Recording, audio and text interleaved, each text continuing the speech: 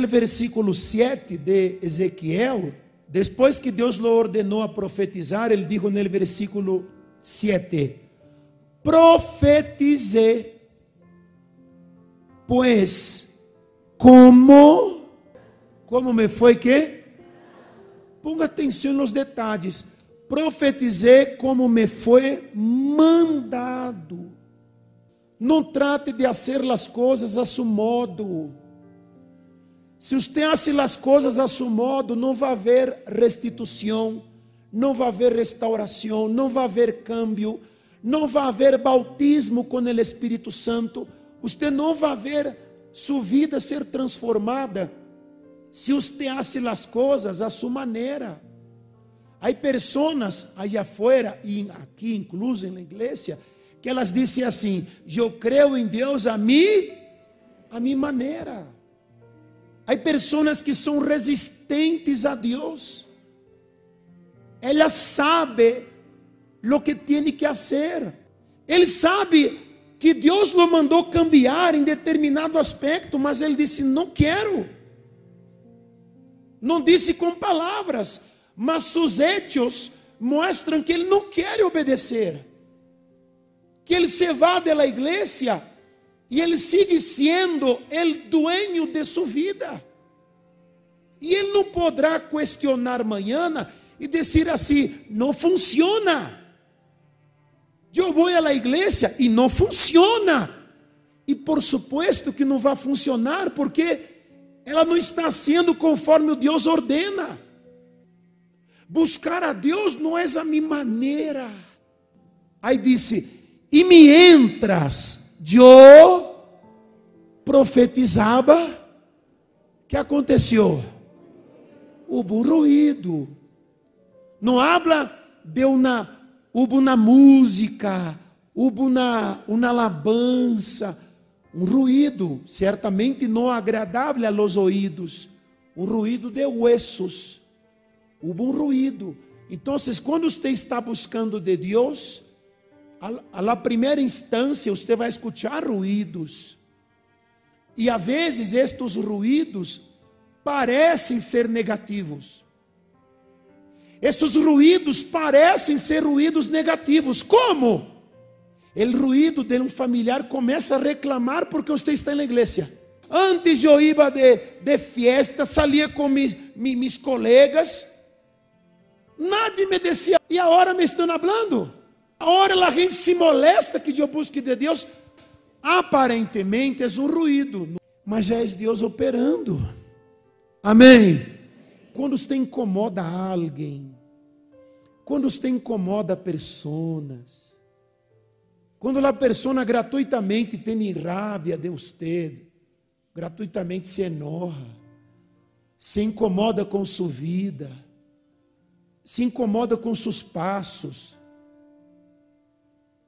que bueno. Parece malo, pero es bueno. Mientras ele profetizava, um ruído, e luego luego um estremecimento. Antes de que aconteça a união, os huesos se juntem, al princípio, o mal vai a manifestar-se. Você disse: caramba, que estremecimento é esse? Deus está haciendo a obra, e o diabo sabe. Primeiro, ruído, estremecimento. Aí depois, e os huesos se juntaram, cada hueso com seu hueso. Deus começou a unir. Deus começou a pôr as coisas no lugar. Mas antes, ruído, acuerde-se, por favor. Porque você vê que Deus quer unir. Deus quer juntar hueso com hueso. Ele quer que seus filhos se unam. Ele quer que seu relacionamento seja unido. Amém. Ele quer que a casa sua seja unânime. Mas há um preço. Mientras você está aqui ao pé do altar clamando por sua família, seu marido, esposa, você está clamando: Senhor, restaura minha vida. Você está permanecendo na fé.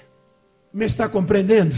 E mirei, e aqui havia tendones sobre ellos, creció la carne y la piel los cubrió, pero no había.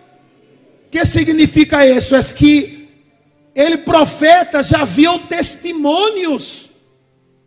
Já viu o testemunho, por exemplo, em seu caso, sua família começou a juntar-se. Sua vida começou a reorganizar-se, economia, sua vida emocional, começou as coisas em seu lugar. Um cambio incrível. Mas é aí onde está o peligro.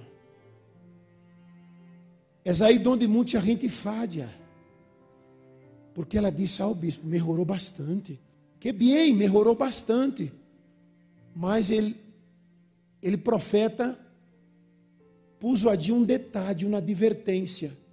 Ele disse, pero não havia. Ele profeta manifestou na preocupação, melhorou bastante. De pronto, tem na igreja, tem muitos testemunhos, mas falta o Espírito. Porque se isso não ocorre, você vai volver a ser hueso seco. Há gente na igreja que ela vai melhorando, ela de huesos secos, ela vai subindo, e ela aqui se contenta, se acomoda, e não tem Espírito de Deus, não tem o Espírito Santo, não teve um encontro com Jesus, ela não é filha de Deus todavia verdadeiramente. O que acontece?